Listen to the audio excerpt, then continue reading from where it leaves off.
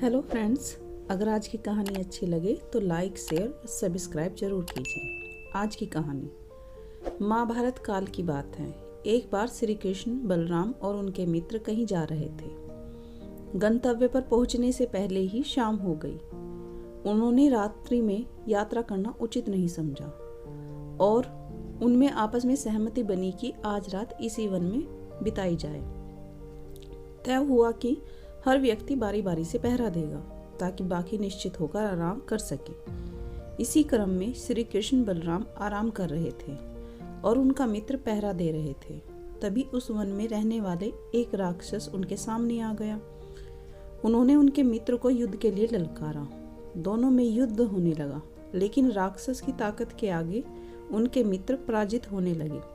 वे भयभीत होकर बलराम के पीछे जा छिपे और उन्होंने राक्षस के बारे में बताया।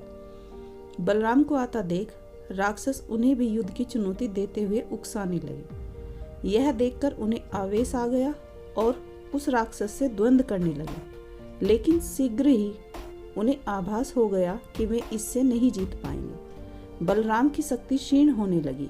यह देखकर उन्होंने श्री कृष्ण को जगाया और उस राक्षस के बारे में बताया। राक्षस ने अपने स्वभाव के अनुसार श्री कृष्ण को भी युद्ध की चुनौती देते हुए खूब भला बुरा कहा, लेकिन श्री कृष्ण इससे विचलित नहीं हुए और उन्होंने उस राक्षस से कहा कि तुम तो बहुत अच्छे व्यक्ति हो, मेरे मित्र हो। मुझे तुम्हारी बात बिल्कुल भी बुरी नहीं लग रही है। तुम्हारे यहाँ आने से हम तीनों की रात्रि बहुत आराम से बातचीत में कट जाएगी।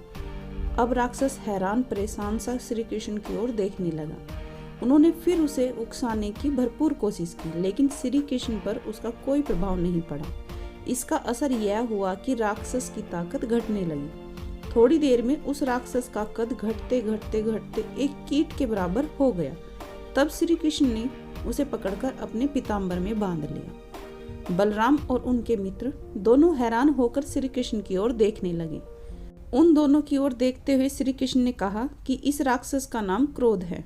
यह राक्षस हर व्यक्ति के अंदर होता है। हम इसे जितनी हवा देते हैं उतना ही यह बढ़ता जाता है। हमारे भीतर बदला लेने की भावना जितनी ज़्यादा होगी, यह उतना ही बलवान होता है। इसकी शक्ति तभी कम होती है जब हम संयमी और संतुलित होते हैं।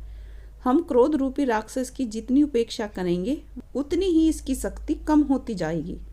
इसे सिर्फ मुस्कुराहट से ही पराजित किया जा सकता है। मैंने भी यही किया और परिणाम आपके सामने है। अगर कहानी अच्छी लगी हो तो लाइक शेयर और सब्सक्राइब जरूर कीजिए।